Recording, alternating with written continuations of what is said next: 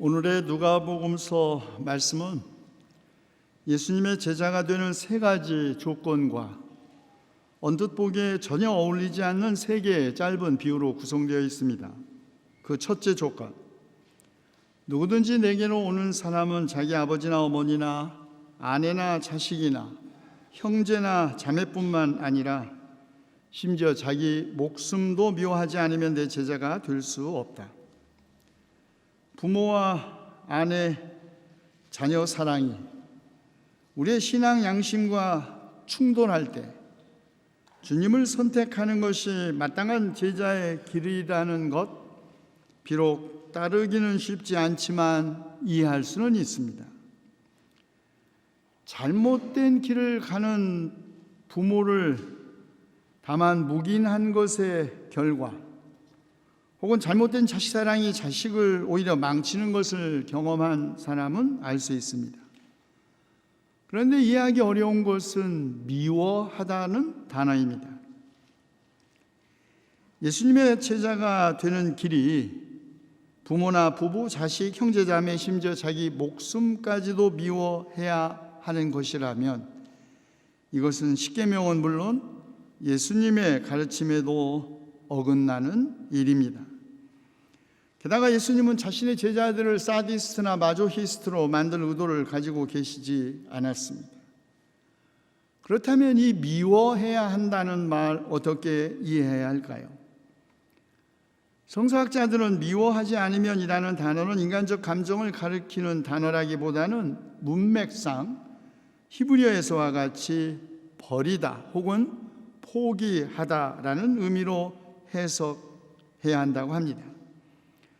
그리고 이 미워하다는 단어를 버리다라는 뜻으로 이해하면 우리는 누가에 실려있는 예수의 제자가 되는 세 번째 조건, 곧 누구라도 자기 소유를 다 버리지 않으면 내 제자가 될 수 없다는 말씀과 자연스럽게 연결됩니다.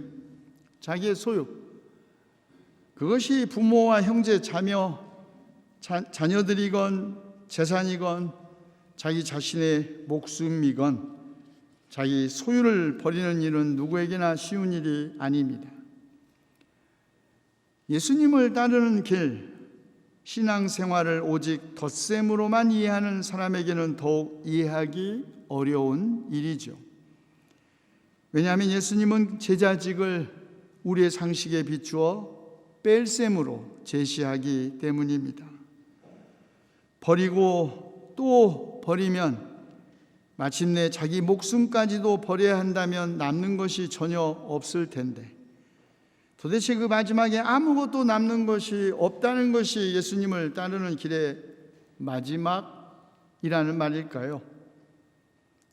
그러나 잃는 것이 있으면 반드시 얻는 것이 있는 법, 모든 것을 버리고 예수님의 제자가 되는 이들이 얻는 것은 그러면 무엇일까? 계산해 봐야죠.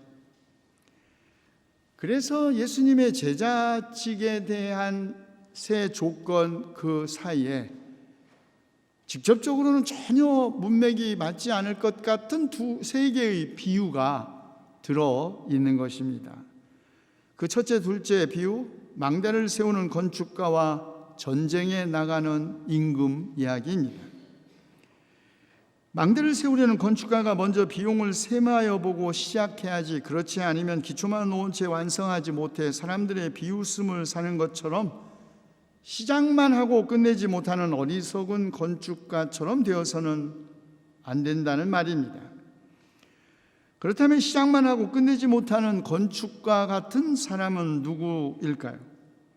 믿음이 없어 중간에 포기하는 사람, 작은 시련이나 시험, 고통이나 고난에 믿음이 흔들리는 신앙인, 하나님은 나를 사랑하지 않으시는가 보다 생각하다가 마침내 하나님은 계시지 않는다고 말하는 신앙인이겠죠.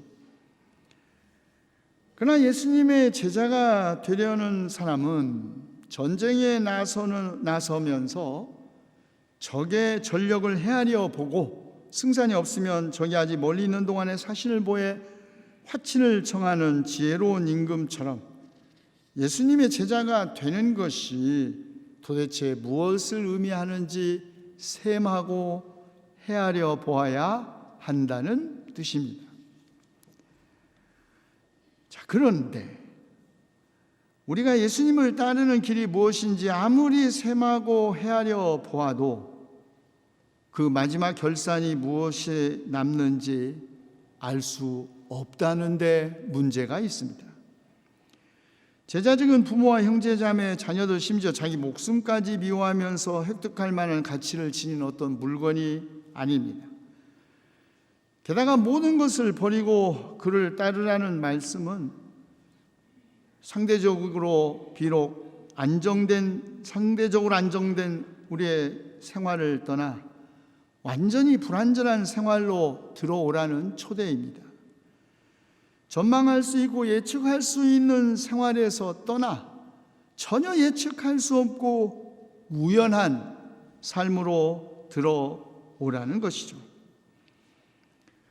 그러나 예수님을 따르는 길이 완전히 불안정한 생활처럼 보이긴 하지만, 그러나 실제로는 예수님과의 사귐을 통하여 절대적으로 안정되고 평안한 생활로 들어가는 길, 전혀 예측할 수 없고 우연한 삶처럼 보이지만 실제로는 그것만이 유일하게 필연적이고 예측할 수 있는 삶으로 들어가는 길이다. 디트리히 보네퍼가 말했습니다. 제자직이 우리들의 계산에는 예수를 믿는 것이 자꾸 손해보는 것 같고 뺄셈처럼 보이지만 마지막에 남는 것, 그것은 예수 그리스도와의 사귐입니다. 덧셈에 매이는 것이 아니라 오직 예수 그리스도의 인격에만 매이는 것, 그것이 제자직의 마지막입니다. 그런 의미에서 순종과 믿음은 분리될 수 없습니다.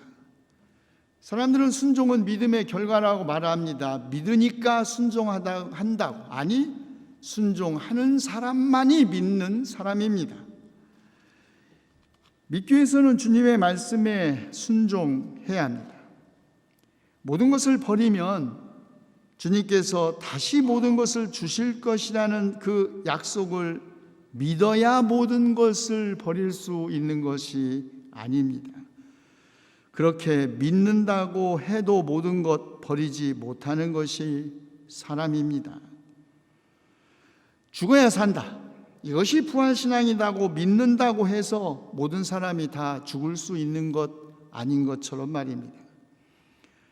그러므로 순종이야말로 믿음의 시작이자 마지막, 순종하는 사람이 믿는 사람이고 믿는 사람은 순종합니다. 순종과 믿음은 선후의 문제가 아니라는 말이죠. 그러므로 믿음의 대가, 믿음의 길 마지막에 우리를 기다리고 있는 것은 그 어떤 것도 아닌 믿음 그 자체일 뿐입니다. 자기 소유를 다 버려도, 버릴 수 있어도 마지막까지 남는 소유가 있다면 목숨입니다. 그런데 예수님은 자기 목숨까지도 미워해야, 다시 말해 자기 목숨도 버릴 수 있어야 제자가 될 수 있다고 하십니다. 그러나 예수님은 자기 제자들에게 자살을 권유하거나 자학을 권고하신 것이 아닙니다. 로마 제국의 식민 지배와 유대 지도자들의 억압받는 하나님의 백성을 구원하는 길이 자신에게는 필연적으로 십자가 죽음으로 이끈다는 것을 아셨기에 주님은 누구든지 자기 십자가를 지고 나를 따라오지 않으면 내 제자가 될 수 없다고 말씀하신 것이죠. 우리는 흔히 종말 신앙이라고 합니다. 내일 지구의 종말이 와, 아니면 개인적으로라도 죽음을 통하여 나의 세계의 끝이 온다는 것이 분명해도 사실 사람이 자기를 포기할 수 하는 사람 많지 않습니다. 예수님은 임박한 세계의 종말과 하나님 나라의 도래에 대한 신앙 때문에 모든 것을 버리고 심지어는 목숨까지 버리고 주님을, 하나님의 말씀을 순종하고 따를 수 있었습니다. 그러나 가족과의 불화건, 자기 십자가를 짊어지는 것이건 자기 소유와 목숨을 버리는 것이건 그 길은 쉬운 길이 아니죠. 제자직은 불안정한 현재, 불확실한 미래로의 초대이기 때문입니다. 우리가 아무리 이리저리 계산하고 헤아려 보아도 예수를 따르는 길은 덧셈보다 뺄셈인 것처럼 보입니다. 바울이 사랑했던 동역자 빌레몬에게도 마찬가지였습니다. 빌레몬은 믿음과 성도들에 대한 큰 사랑으로 바울에게 기쁨과 위로를 주었을 뿐만 아니라 성도들도 마음에 생기를 얻게 해준 인물입니다. 그런데 무슨 이유인지는 모르지만 추정컨대 혹은 큰 빚을 지었기 때문이지만 인 것으로 생각되지만 그의 노예였던 오네시모가 그에게서 도망쳐 바울에게로 간 것입니다. 격분했을 것이 분명한 빌레몬은 도망친 노예를 잡아 처형할 수도 있었습니다. 그래서 그랬을까요? 사도 바울은 빌레몬에게 호의를 청하는 편지와 함께 오네시모를 그에게 되돌려 보냈던 것입니다.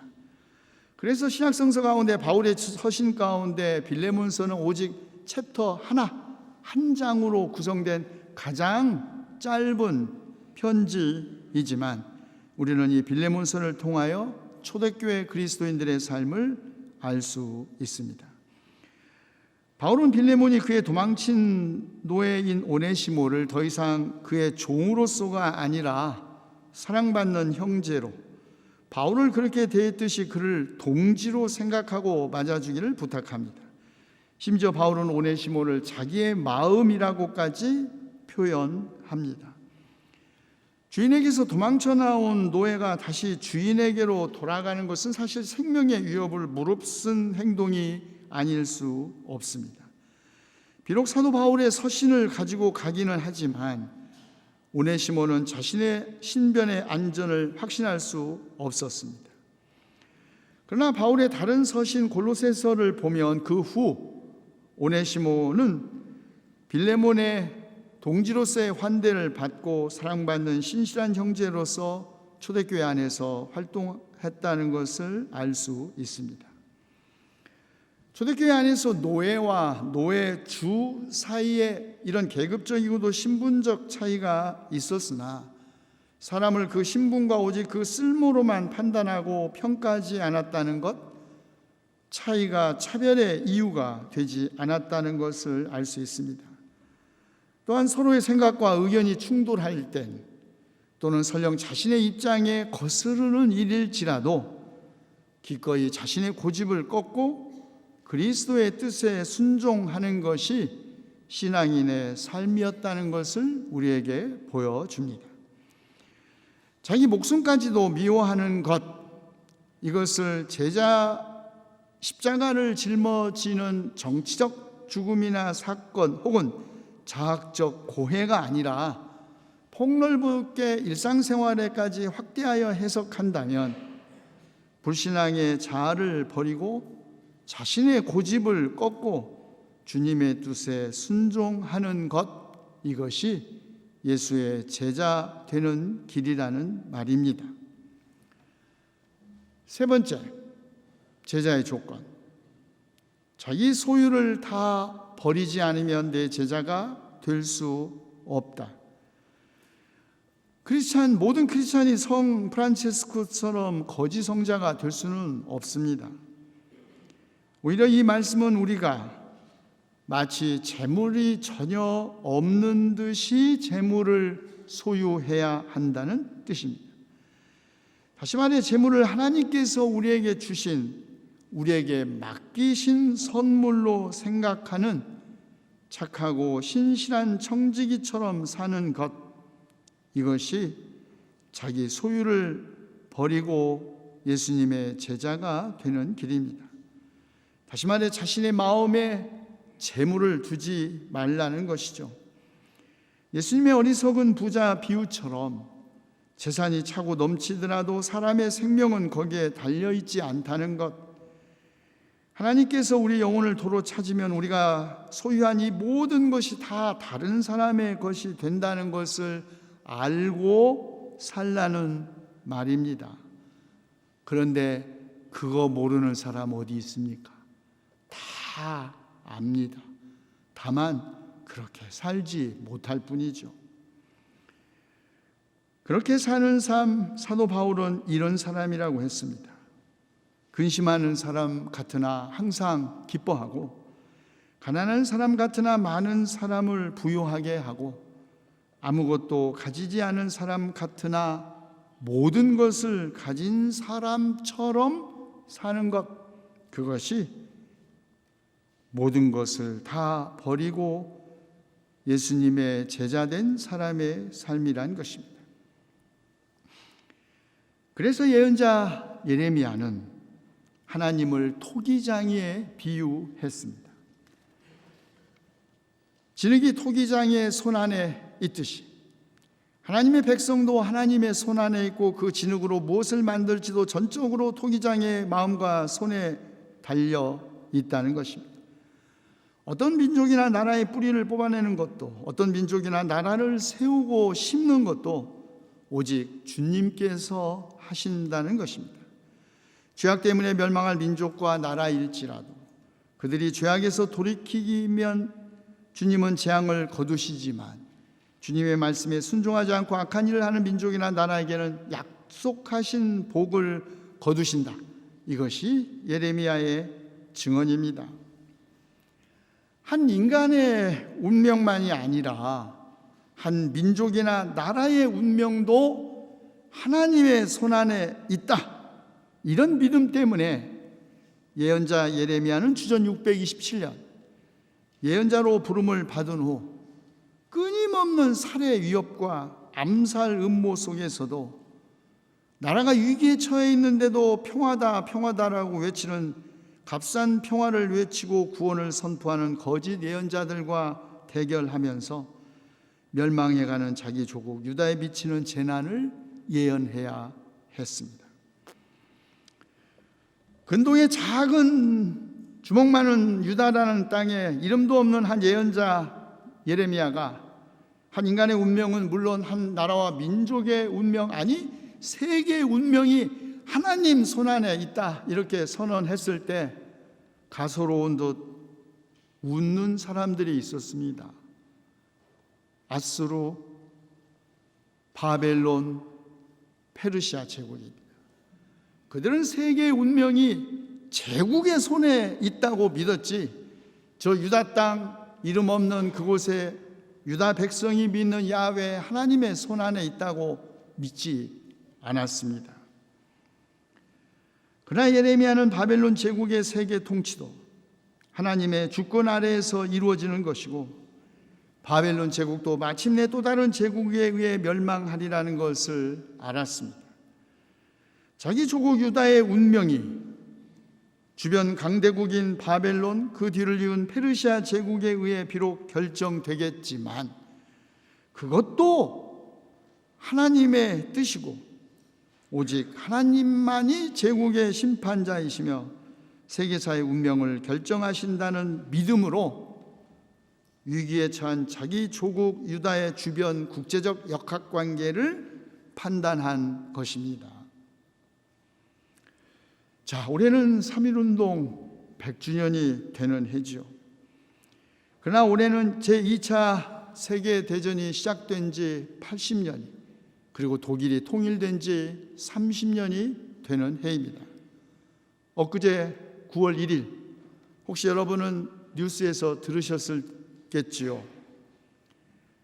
2차 세계대전 발발 80주년을 기억하기 위하여 독일의 대통령 슈타인마이어가 지난 9월 1일 그들이 첫 번째로 폭격했던 폴란드의 비엘룬을 방문하여 당시 죽은 600만 명의 폴란드인들의 죽음과 그리고 인류 앞에 사과했습니다.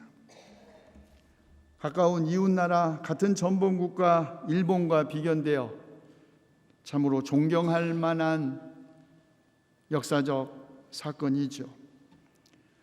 그리고 또 올해는 독일 통일 30년이 되었습니다.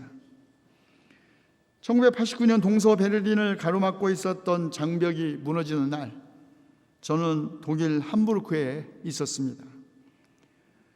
당사자인 독일 사람은 물론 그 어쩌면 지구 위에서 누구도 생각하지 못했고 아무도 기대하지 않았던 독일 통일을 현지에서 볼 수 있었습니다. 역사의 전환, 그것은 인간에 의해서 기획되거나 사람이 계획한 대로 전개되는 것이 아니라 지극히 우연처럼 보이는 지극히 작은 사건, 그러나 카이로스적인 사건으로 촉발된다는 사실을 저는 다시 한번 실감했습니다. 그리고 30년이 지났습니다. 독일 통일로 평화통일 운동을 해온 한국교회는 물론 여러 학술단체와 시민단체, 심지어는 정부도 나서서 저마다 독일 통일로부터 교훈을 얻으려 했죠.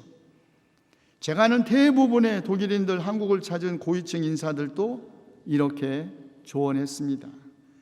일방적인 흡수 통일은 안 된다. 서독 같은 경제 강국도 통일 비용 감당하기 힘들었다. 남북의 통일은 점진적으로 이루어져야 한다. 옛 동독인들에 대한 서독인들의 혐오와 차별을 극복하고 사회 통합을 이루는 데 많은 시간과 인내가 필요하다. 다 맞는 말입니다. 독일의 통일 과정에서 우리가 배우고 한국 상황에 적응할 수 있는 것은 비록 제한적이긴 하지만 독일의 통일 경험은 우리의 중요한 반면 교사가 될 수 있습니다. 특별히 통일 이후 30년 동안 지속된 사회통합을 위한 노력만이 아니라 사실상 분단 후 통일까지 44년 동안 이어진 동서독의 교류, 그리고 화해를 위한 정부 간 교회 간 협력으로부터 배울 것이 많습니다. 그런데 독일 통일 30년이 지난 지금까지 문제는 한반도입니다. 통일은커녕 평화조차 요원합니다. 주변의 강대국, 특히 미국과 일본, 중국의 입김에 이리저리 흔들리기 때문이죠. 남한 정부 스스로 할 수 있는 일도 많지 않은 것 같은데 북한의 시도 때도 없이 변하는 변덕과 대남 비난도 사태를 종잡을 수 없게 합니다. 혹자는 미국 트럼프 대통령의 럭비공 같은 성격이나 비즈니스 마인드, 노벨 평화상에 대한 욕구, 재선 타이밍 등을 들어 북미 관계, 남북 관계 개선을 낙관하기도 합니다. 그러나 정말 그럴까요? 남북의 분단 상황이 자국의 이익에 도움이 되는 한 주변 강대국들은 비록 정도의 차이는 있겠지만 절대 분단 상황을 유지하려고 할 것입니다. 그런데 우리 내부 상황은 어떤가요? 미국의 중거리 미사일 배치, 주한미군 주둔비 협상이나 일본의 수출 제한 조치, 일본과의 한일 군사정보 보호협정 파기 과정에 드러나듯이 사실 우리 정부는 대북 협상에서 미국의 간섭과 압력으로부터 자유롭지 못하고 미중 무역 전쟁, 일본의 수출 제한 압박에 타격을 받고 있습니다. 감정적 민족주의 혹은 나라의 사랑에 대한 호소만으로 해결될 수 있을 만큼 국제 질서가 단순한 것이 아닙니다. 북한은 미국과의 직접 협상에 더 관심을 기울이고 남한을 다만 종속 변수처럼만 여기고 행동합니다. 숨이 막히고 속이 타는 것 같습니다. 조속한 시일 안에는 말할 것도 없지만 중장기적으로도 과연 한반도 통일이 이루어질 가능성이 있을지 그걸 또 기대할 수도 없지만 적어도 전쟁은 막아야 합니다. 역사는 마치 강대국들이 만들어 가는 것 같고 역사의 운명, 세계의 운명은 초강대국들의 손안에 있다고 있는 것처럼 보이지만 역사의 변화는 앞서 언급했듯 결코 기획되거나 인간의 계획대로 진행되는 것이 아닙니다. 역사는 열려 있고 카이로스는 예상하지 못할 때 일어나는 사건이기 때문에, 그래서 역사의 위기의 순간마다 우리는 반모섬 유배지에서 기도했던 요한처럼 아멘 오시옵소서 주 예수님, 이렇게 같이 기도하지 않을 수 없습니다. 기도합시다.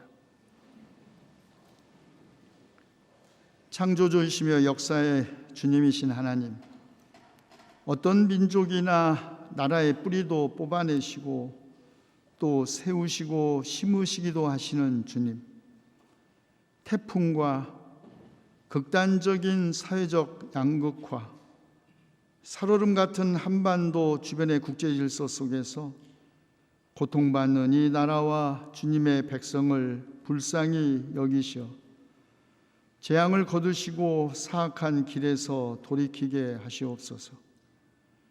우리의 행동과 행실을 고쳐 우리가 주님의 뜻을 따르게 하시고 우리나라가 복의 근원, 우리나라 때문에 이웃 나라들이 복을 받는 그런 복의 근원이 되는 나라가 되게 하시옵소서. 우리 주 예수 그리스도의 이름으로 기도하옵나이다.